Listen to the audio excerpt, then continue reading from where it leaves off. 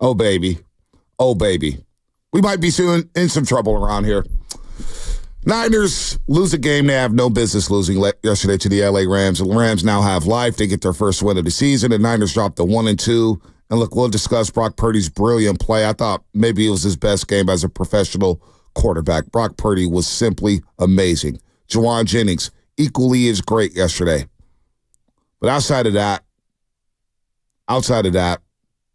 there's a lot to pick apart today. And we're not going to play the blame game. We're going to talk about what went wrong. And a lot went wrong yesterday down at SoFi Stadium. We'll get into it.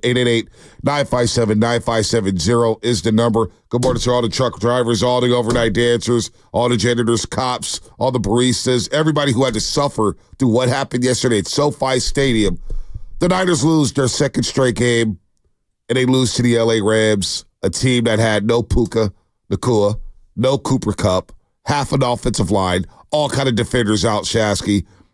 And they still a game they have no business winning. No business winning. I'm befuddled right now on what happened yesterday at SoFi Stadium. I still can't believe they lost. Like, they lost that game? They lost that game with the way Purdy played? Wow. When you don't finish teams off when they're hanging on the ropes and you allow them to hang around, this is what happens. It does feel like even the greatest Niner teams, the best ones of the last 25 years, they lose this game once or twice a year. The disgusting, should have won, had opportunities to go up 3 scores over and over and over again. And then you look back and you're like, you let them hang around and then just gas across the board. I mean, just across the board. Got away from the run game because of the way the game was being played in the fourth quarter. Critical drops that you look back at and seem worse and worse and worse given where you were in the game. Situational breakdowns when it comes to individual performance on the offensive line. I don't know if you know this. Trent Williams, you know how like Debo Samuel Sr.? Trent Williams should put Trent Williams the fourth on the back of his name because he's now Trent Williams IV. I mean, it's like every single week this guy's going in for an IV. No, I'm dead serious. This is ridiculous. Did you like that? All these people practice. He's going to be fine. It's Big Trent. I don't ever want to hear ever again. And we're not going to go deep into it. I never again want to hear that practice and holdouts and all that stuff doesn't matter. We're seeing it play out year after year. Yes, the team can overcome it and have a great start, but these guys they've not been ready to go, period. And then I look at Ronnie Bell dropping those balls the way he did. The defense-specific personnel, Isaac Yiadom, they're throwing at Isaac Yiadom all day, every day. A horrific penalty for 50-something yards, 48 yards down the field, just giving them life. Tutu Atwell playing juggles with the ball, making play after play after play. What did Marcez say? Two catch, Tutu? Two catch, Tutu. I like that Devondre name. Campbell, get off my field. I mean, Javon Hargrave made one play. That was it. Leonard Floyd dropping back in coverage. I don't know why. That's the only play he made all day outside of a hands-to-the-face penalty. Pass rush, non-existent in the fourth quarter. And Matthew Stafford's arm talent is unbelievable. The guy makes, you talked about this last week. I could just go on and on and on. Clock management.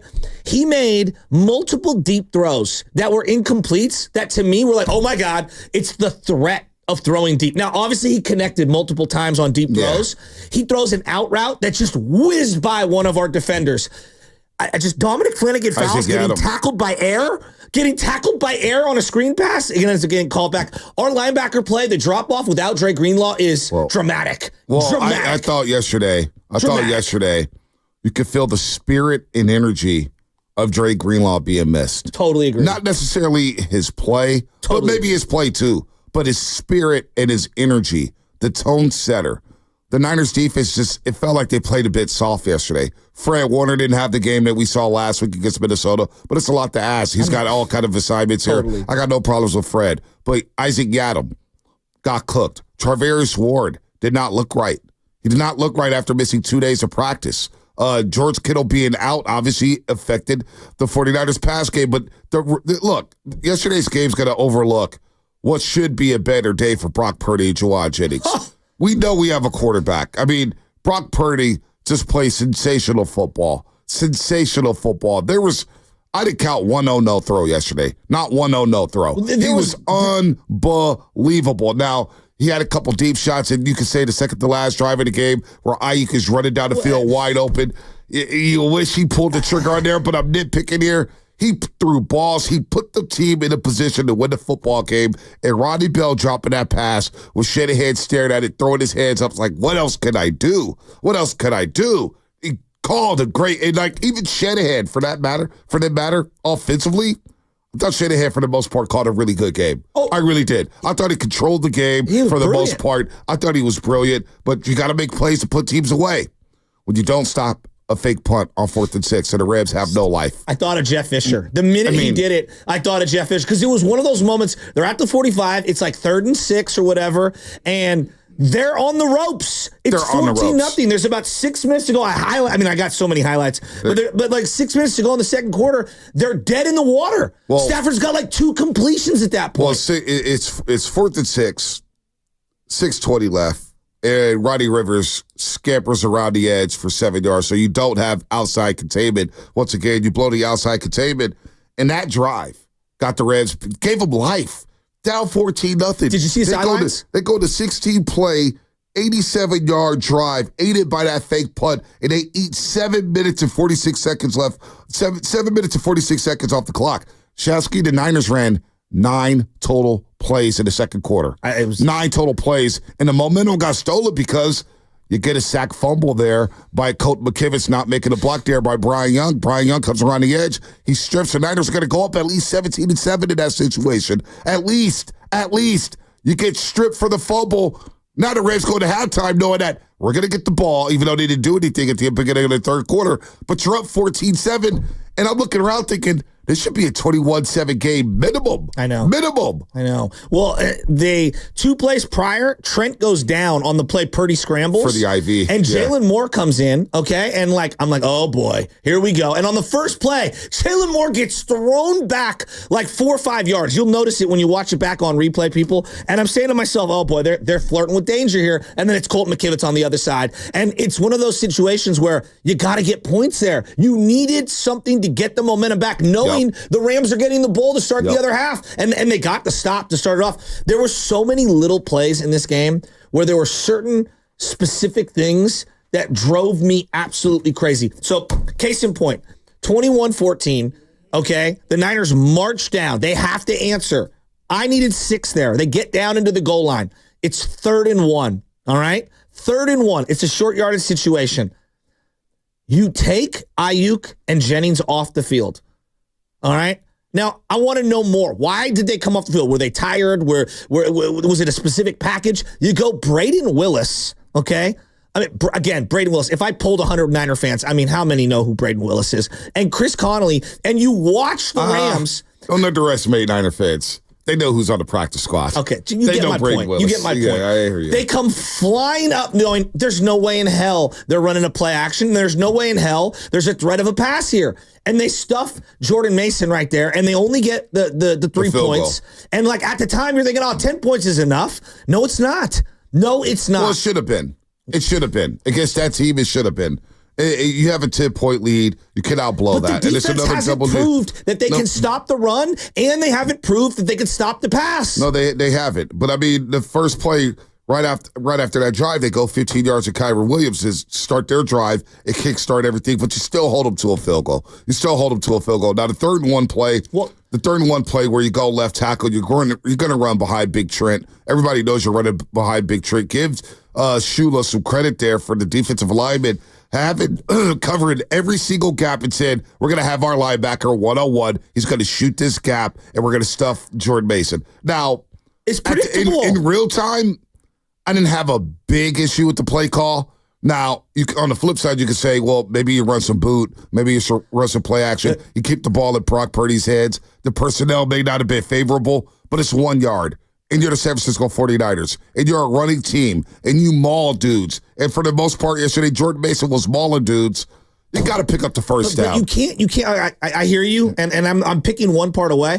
I hate when you take playmakers off the field, even if you know you're not going to throw to them. They need to be out there to create space. No, I get it. And it drives me absolutely crazy. And then, Ronnie Bell catch the ball. I mean, and look, the Moody field goal, we can lose our minds about the Moody field goal late. 55 yards is difficult. I mean, it just is. First miss of the season. I'm not going to crush the guy, but the reality is that he is a part of a variety of losses. I'm not saying he's the main reason, but he is a part of a variety of losses. Well, now, did Robbie Gould have the leg to go 55? No, he didn't. In the last couple of years, he was not good from 50 plus. Yeah. But you drafted this guy with a premium pick in the third round to make those kinds of kicks, and it just sucks.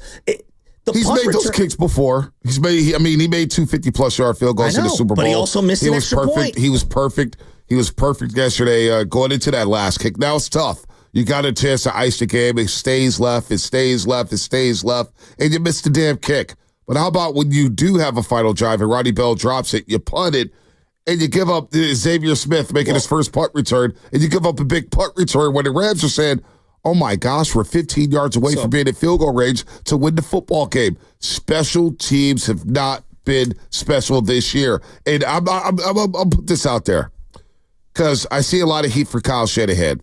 For the first time under Kyle Shanahan, I'm wondering if losing all of his assistant coaches and all these GMs and all these play callers and all these other coaches is starting to catch up to him because you got a rookie defensive coordinator who seems to be a bit overwhelmed right now with Nick Sorensen. That's a conversation I've told you we're going to have soon. Nick Sorensen and that defense looks pretty predictable. McVay did whatever the hell he wanted to do in the second half. Rams did whatever they wanted to do. Clean pockets, clean passing windows, you name it. They did whatever they wanted to do. Special teams coordinator, what's going on? What's going on with the quarterback coaches? What's going on with the wide receiver coaches? There's just a lot going on here. Little things that should be buttoned up where you look at the Chiefs and you look at the Eagles and you look at the other top teams in Detroit. They're buttoned up in a way where they mean business. Right now, the Niners, it still feels like they're in training camp mode. Well, I'll tell you, you're paying, okay, Javon Hargrave makes 20-something million a year. Nick Bosa makes 30-something million a year. You get zero pass rush in the second half. Like, don't get me wrong. The corner play is not good at all. You give up 48 yards on a free penalty. I mean, like, I don't care who's pass rush. You can have Lawrence Taylor on one side and Reggie White on the other. Like, you can't do that. But, like, can the pass rush get home once in a blue moon? I don't even think they played the run well. When was the last time the Niners had a free release rusher? Yeah. Well, a schematic advantage. Well, I don't even know, like, in terms of just controlling the line of scrimmage. Controlling the line of scrimmage. I thought the Rams in the second half controlled the line of scrimmage from their end. Kyron Williams just, oh my gosh, he just ran the ball down the drain. And Matt Stafford, give him credit, he balled out yesterday. He had clean pockets. Again, the Reds were down and out. It was 14-0, and you have a chance to go up 21-0 or 17-0. And all game long, I'm telling you, you remember this game because I know you're a sicko like me. 1988, they lost a game to the Phoenix Cardinals. They were up 23-0. 23-0, and they lost that game. And I'll never forget that game as a kid. And it was just like, why is this a game? Why are they still in it? Why are they still in it? I was getting the same thoughts yesterday where even in the fourth quarter, Shask, I wasn't stressed because I'm thinking, Niners are in control. No, what is going on here? You have no business losing this football game. And the momentum kept slipping and slipping and slipping and slipping, despite a banner day from Brock Purdy, despite some great scrambling, despite Juwan Jennings playing big like a number one receiver. He made some history yesterday. We'll get into that a little bit later. But he didn't even want to talk to the media after the game. I don't blame him. He was over it. He was over it. Bonte Purdy was outstanding, as you referenced. But, okay, this is not the main reason why they lost. This is not the main reason. But again, timeouts, clock management, certain situations. Which situation did you have an issue with clock management? Okay. He calls a timeout on the second down, Shanahan does. There's like a minute 53 or whatever it was, a minute whatever, left the game. Peyton Manning's talked about this forever. If they're going to tie the game and you're going to get the ball back, if that team is marching down, you really only need like 30 or 40 yards, okay? Right? Because you're going to get the ball to 30, right? You only need about 40 seconds with no timeouts, okay?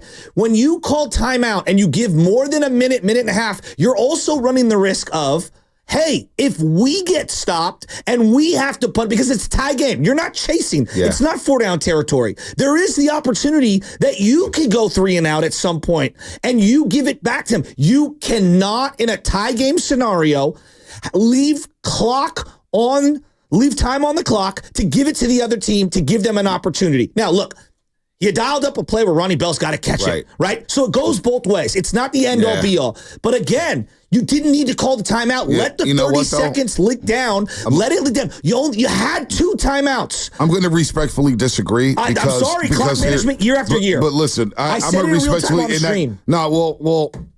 I get that.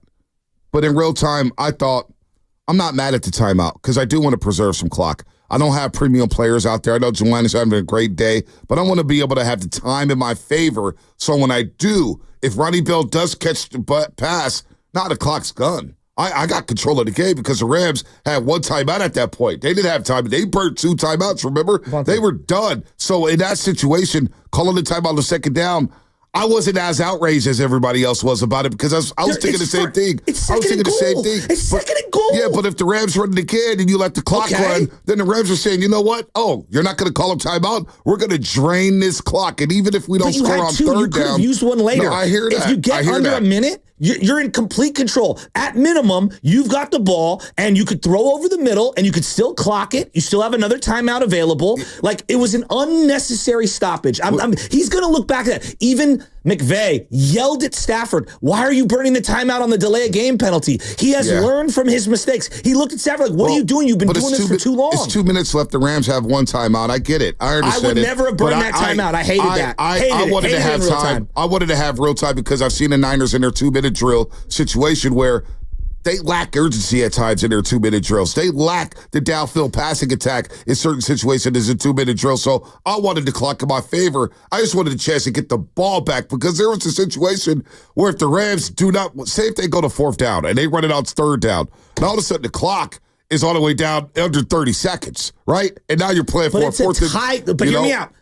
No, even if they score, it's a tie game. So at minimum, you're going to overtime. You are not giving the ball back to the other team. I wanted a chance to get a ball to go win the game. But you don't need 30 seconds. It's 2 plays. It's 2 plays. Not with this team. 1971. Not with this team in their drop back pass game. We talked about this yesterday. They ripped deep balls with Juwan Jennings, but not at the end of the game, and they still had a chance to control the game. I disagree with that. I understood the situation. The blow a timeout right there. Way too much time on the clock. No. Well, you know what? You gave a big-ass punt return back, which blew it right there. You gave a punt return. When you put the ball, you pinned him inside the 20-yard line. All I kept thinking was Peyton Manning and Bill Belichick. You cannot give the ball back to the opponent at any scenario they were at the end of that game. Shasky. I wanted a chance to win a game of regulation. Of course. They were going to score regardless. But you also have to minimize the opportunity of the other team touching it. I did not want to take a chance in overtime. And by the way, this thought also came into my head in that situation. If they do tie it and you don't blow timeouts and there's less than 30 seconds left, what if they decide to go for 2?